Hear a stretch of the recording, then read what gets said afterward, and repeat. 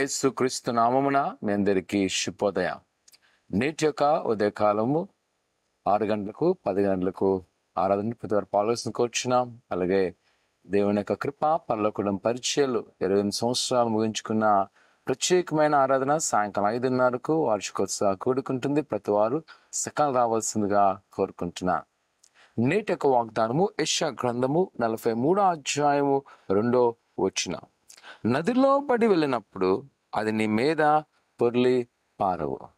ప్రకుమారక మాతే ప్రవక్త అయిన యెషయా గారి ద్వారా యూదా ప్రజలకు ఇస్తున్న ఒక ప్రవచనాత్మకమైన మాట, నువ్వు నదిలో వెళ్ళినప్పుడు అవి నీ మీద పారుచాలు. నిజమే, దేవుని కృప ఎలాంటిది అన్నట్లయితే మన శ్రమ గుండుగా వెళ్తాం, కానీ అవి మనం ఏమీ చేయలేవు. ఎందుకంటే ఆయన కనికర సంపన్నుడు, తన బిడ్డలను రక్షించేవాడు. ఒక విధంగా పరలోక కుటుంబ పరిచర్లకు దేవుడిచ్చిన ఈ యొక్క వాగ్దానము ఆత్మీయతగా పిలిచినప్పుడు ఈ యొక్క యెషయా గ్రంథము 43వ అధ్యాయము 1-5 వచనాలు దేవుడు తెలియజేసి, ఇదిగో నేను నా సొత్తుగా ఉన్నావు, నేను విడిపించిపోతున్నాను.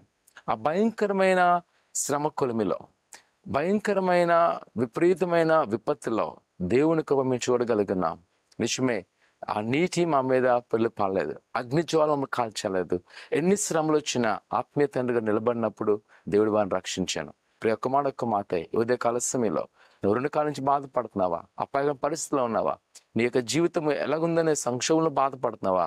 భయపడక, ఇదిగో నువ్వు శ్రమలో వెళ్తుంటే అవి నేనేమి చేయలేవు. ప్రభుని రక్షించబోతున్నాడు, ప్రభుని విడుదల చేయబోతున్నాడు. ప్రార్థన చేసుకున్నా.